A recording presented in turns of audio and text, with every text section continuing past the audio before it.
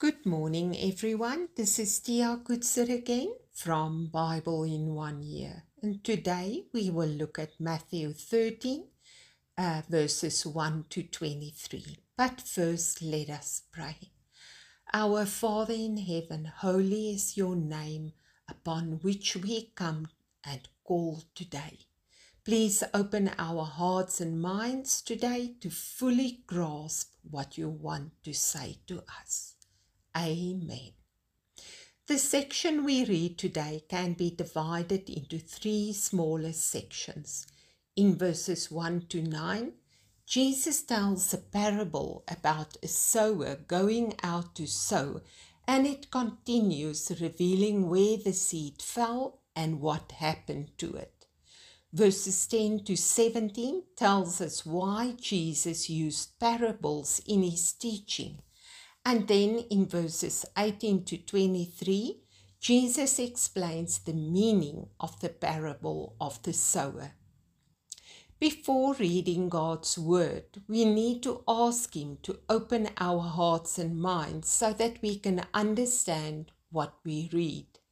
If we ask with a humble heart and attitude, willing to surrender and confess where we are guilty, as well as repent from our wrong ways, He will open up His word to us. May He also protect us from interpreting Scripture in ways it was never intended. So, in this section, here we are with good seeds that fell in different spots. And the seeds are compared to God's word being sown. The areas where it fell are compared to how people receive the word and what the results are in their lives. Which scenario fits your life today? Sometimes, unplanned, you end up in a situation where you are faced with listening to the gospel.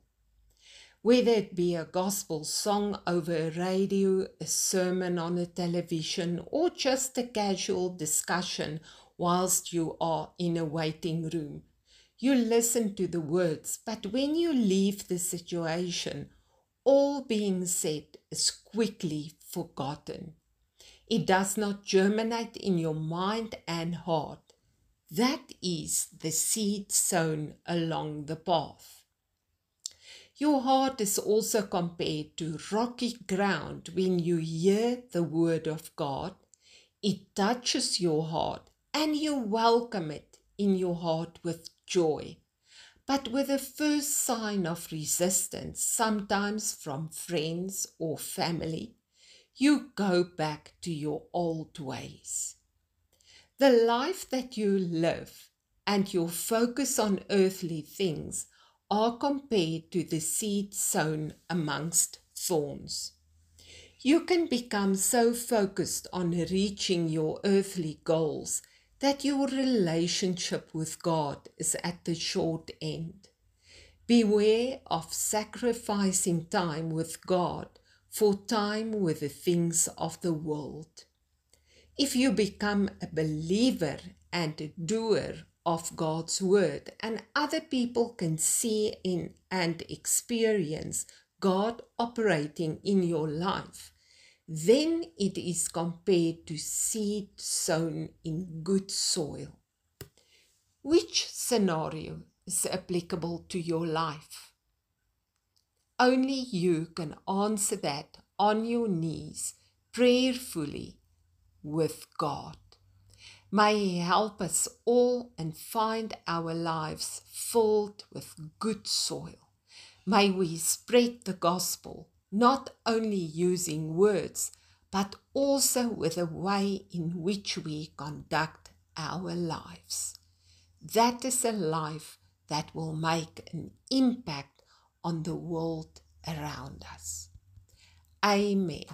May you have a wonderful and blessed day.